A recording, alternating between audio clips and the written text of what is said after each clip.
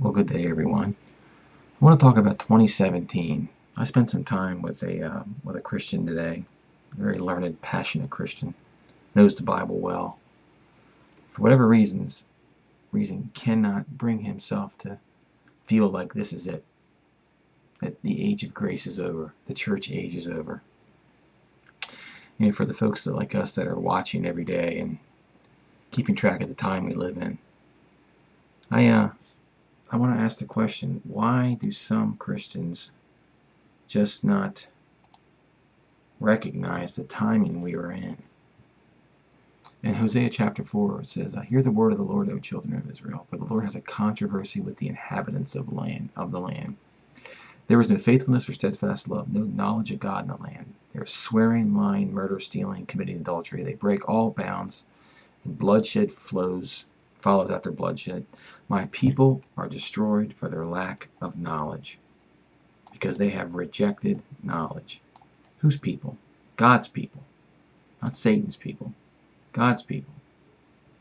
And so for the many good Christians out there that don't recognize the time we live in, it's not that they're going to be punished and thrown into the tribulation. What's going to happen is their heart is going to be broken when they realize what just went down. So let's talk about why we know the year 2017 seems to be it. So the Apostle Paul says in 1 Thessalonians 5, he says, "Now concerning the times and the seasons, brothers, you have no need to have anything written to you. For you yourselves are fully aware that the day of the Lord will come like a thief in the night." So what he's saying here is that for us faithful believers that are watching, we don't know the day or the hour, but we know that we are in the season, the time. Well, a season here, this is epochs, times, the year, the years. After Obama got elected, it pulled me away from the TV, and I just started realizing this has got to be the end. I wasn't watching back then, but the Lord forced me away from the TV and said, "You're going to study my word," and that's what I've been doing for the last 7 or 8 years.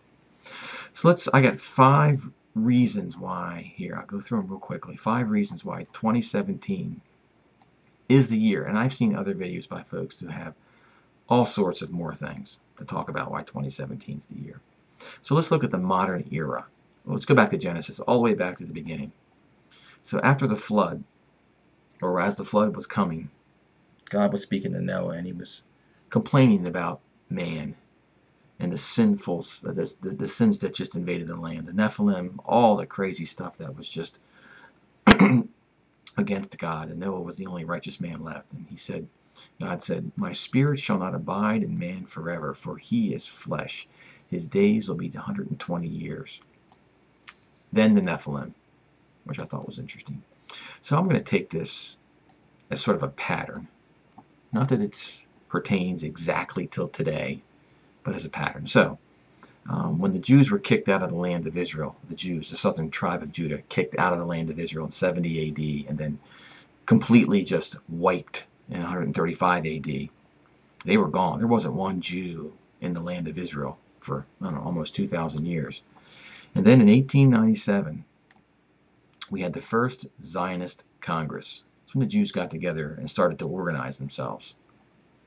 This happened on August 31st, 1897. A bunch of delegates and press correspondents got together in Switzerland and just talked about the fact that they were going to try to reestablish a Jewish state.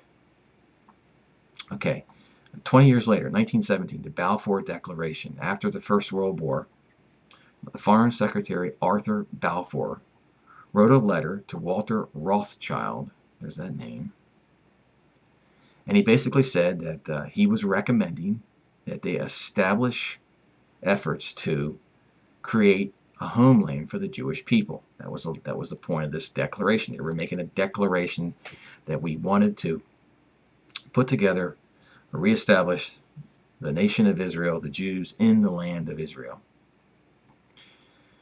Then 30 years after that, the United Nations, after the Second World War, of course, after the Holocaust, there was great pity on the Jews that were left. I mean, a third of them were killed by Nazi Germany. And they voted in 1947 to break up, actually to split apart God's land. It's sort of an odd thing. A lot of people herald this vote, but really the UN put together a partition plan where they divided up the land and gave some to the Arabs and some to the Jews. But at least it was better than nothing, because the Jews had nothing at the time. So this was their opportunity to go reestablish themselves as a nation with a land. And then about 6 months later, when Israel pulled their hand away and allowed this newly formed group of Jews to call themselves Israel, in 1948, on May 14th, they formed the modern state of Israel. Okay, so in 1967, 19 years later, from 1948, the Six-Day War occurred, and that's where the modern state of Israel, the land of Israel, had all their neighbors, Egypt, Jordan, Syria, attacked Israel. They started the battle, they started the war, and Israel fought back. They had gotten wind of this attack, and there was a 6-day war, June 5th to June 10th, and they retook the Temple Mount, temporarily at least, and they gathered up and were able to take all of the city of Jerusalem, to make it all theirs, under their control, for the first time in a few thousand years. And here we are, 50 years after 1967, 2017. We just heard that with the one thing that Israel did back in 1967 is to be politically correct, let's put it that way. They allowed Jordan to maintain control of the tiny little area called the Temple Mount. But here in 2017, there were some shootings up there, and the Israeli police just took control of the Temple Mount just for safety reasons. And some of the politicians in the Knesset are saying they're just going to keep it. Forget this whole thing with Jordan, letting Jordan pretend to have control of it. Israel's a real country with nukes. They can take control of their land in their own country, and especially take over the Temple Mount. So that's something that happened in 2017.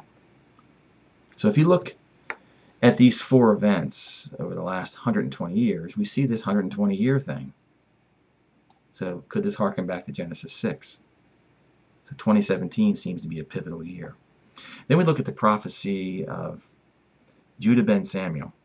Now this prophecy, in some respects, people say that it's sort of made up after the fact. I don't know. I haven't really read that, but some folks have said that. But this rabbi back in 1217 had this prophecy of 10 jubilees, 500 years, and he outlined the Ottoman Turks. I guess the Arabs would have control of the land of Israel for 400 years. Then there would be 50 years of no man's land. That was in 1917, 1967. And this is for Jerusalem, by the way. And then in 1967, they would gain control of it like they did. And then in 2017, the Lord would come. Their Messiah would come. So this is another thing that points to 2017. And then we have the Revelation 12 sign in the sky, which I did a video yesterday about this. Which, the astronomy software points to 2017 for the prophecy in Revelation 12:1, a sign in the sky to appear. And the fourth thing we have is examining Daniel 9:24. This is a pretty rock solid one, in my opinion. It says 70 weeks, 70 Pentecosts, 70 Shabuas, 70 Shavuots. Basically what this says. Are decreed about your people and for your holy city, to finish the transgression, to put an end to sin, and to atone for iniquity, to bring in the everlasting righteousness, to seal up both vision and the prophet, and to anoint a most holy place. So with the fact that Israel was out of the land for so many years, thousands of years, and the fact that prophecy scholars point to prophecies in the Old Testament with a dual fulfillment, they're looking at this as a modern day fulfillment, starting in 1947 when the vote occurred, and 6 months later when Israel actually established themselves on May 14, 1948 as a sovereign nation. Let's look at what date that was. Here's Torah calendar, May 14, 1948. That was the fourth day of the third month. And lo and behold, 2 days later is Shavuot. So if we count and say, hey, this was the first Shavuot of the 70 that were decreed by the angel Gabriel, 70 Shavuots are decreed. You count with 1. And by the time you get to 70, what date do you come to? Well, you come to 2017. Here we are, 2017 again. But some of us watchers, Petra and a lot of other folks, we've realized when we look at Leviticus 23, the way that Shavuot Pentecost is determined, we see that there's 2 phases, and the second phase found in verse 16 has been pretty much ignored by everybody, but it's there. Can't deny it. It's in all the translations. There's no translational issue. We all know how to count. It says you shall count 7 full weeks from the day after the weekly Sabbath up in the Feast of First Fruits, from the day that you brought in the sheaf, the wave offering. You should count 7 full weeks. 7 full weeks from the Sabbath after the wave offering. It's right here. Here's the day of, you count 7 full weeks. This is 2017, so April 16th down to here. You get 7 full weeks. You get June 4th. That was what everybody celebrated Pentecost this year. Shavuot Pentecost for the Christians. But what does it say in verse 16? You shall count another 50 days, phase 2, to the day after the 7th Sabbath. Some people just refuse to acknowledge the word 7th there. It's in the original Hebrew. It's there. Can't deny it. Then you shall present a grain offering of new grain to the Lord, a second set of first fruits. See, Jesus is the first fruits, and there's a second set of first fruits who are, in my opinion, the first set of Bible-believing, Spirit-filled Christians that will be taken. Okay, so we go and count 50 days from the Sabbath. The 7th Sabbath is what it says. That's exactly what it says. You shall count 50 days to the day after the 7th Sabbath. And here's the 7th Sabbath, June 3rd. Count 50 days. Boom. June 23. I'm sorry, July 23. 50 days. That is the end. That's the 70th Shavuot. Right here. It's all over with. According to Daniel 9. That's what the angel Gabriel said. In what year? 2017.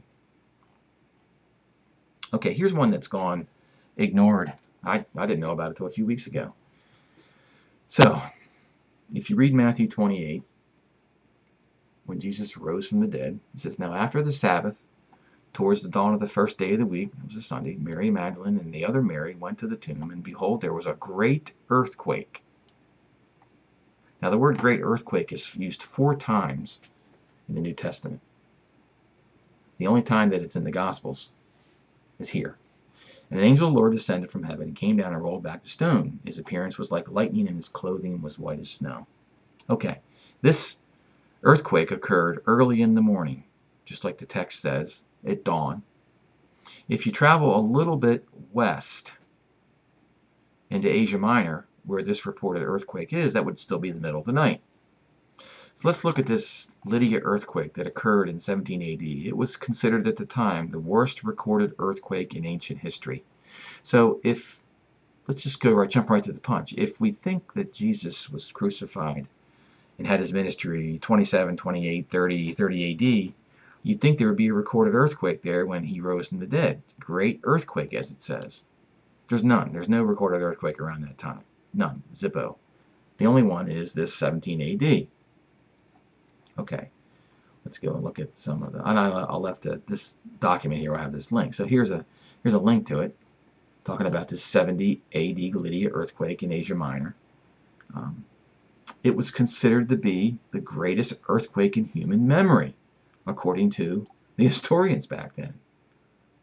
Why wouldn't they have brought up, if you Google earthquake 33 AD, 30 AD, 27, whatever what date, you don't get anything, but you get it here. It's 17 AD.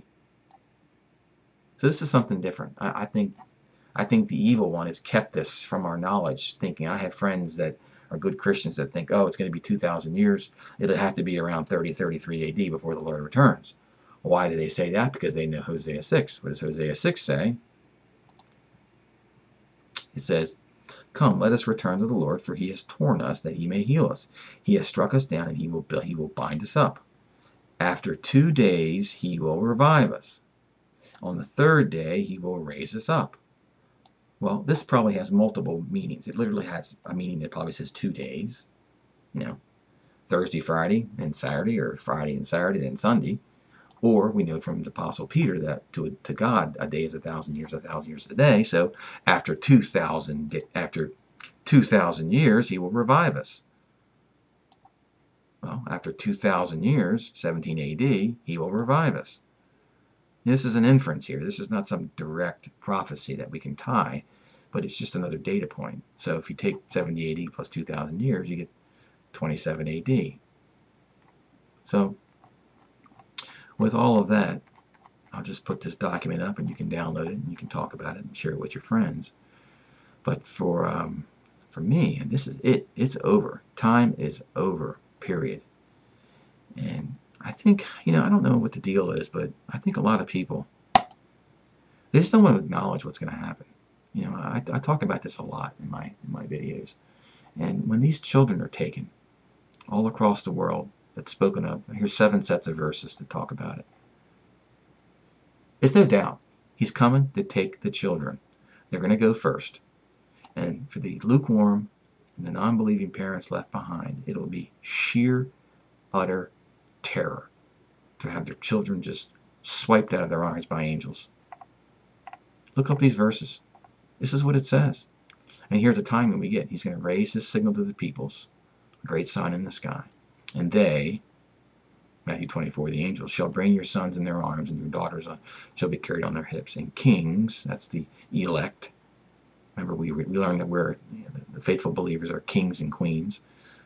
A kingdom of priests shall be their foster fathers, and queens will be their nursing mothers. These are little children who are still nursing. And Jesus says, when he walked the face of the earth, he says how dreadful it will be in those days for pregnant women and nursing mothers. Why does he say that? How dreadful. He didn't say how dreadful it will be for grannies and grandfathers and 17-year-old boys. No, it's how dreadful it will be in those days for pregnant women and nursing mothers. In Luke 23, carrying the cross, society will say, blessed are the childless women, and the wombs that never bore, and the breasts that never nursed. Why would society say how great it is, how lucky these women are who never had children? Because the children were taken, till there was none left, as the Lord says. And for the unbelievers and lukewarm, the Lord says, I will give them a miscarrying womb and dry breasts. So when this event occurs, and there's been myriads of modern day prophecies from people today that align with this scripture that's never been fulfilled. Is there any record of mass miscarries and children being taken across the world? There's no record of that. Yet these people who lead their flocks don't ever get into the Old Testament. They don't ever study any of this stuff. And those people, I'm telling you, it's going to be like it says in Isaiah 6, Isaiah 17. Let me just jump to it, what it says. I mean, it's, when this day begins, Damascus is going to become a heap of ruins. The USA is going to have their fortress disappear. Then all of a sudden, the harvester is going to go out gleaning. This is harvesting. And then in that day, mankind will look to his Maker, and his eyes will look on the Holy One of Israel. This is the one-on-one visitation with everybody on the planet, and Jesus with his Father behind him. And it speaks about how the harvest will flee away on a day of grief and incurable pain. So I would suggest that you go to your friends and just share this information. Tell them how close we are. I mean, there are watchers as of today that think these events are going to begin this weekend. The end of Pentecost, according to Leviticus 16, is July 23. I mean, where's that date? Yeah. Here it is. That's the end of Pentecost. So we're talking days, weeks left for these events to begin. So with that, guys, have a good day, and God bless you.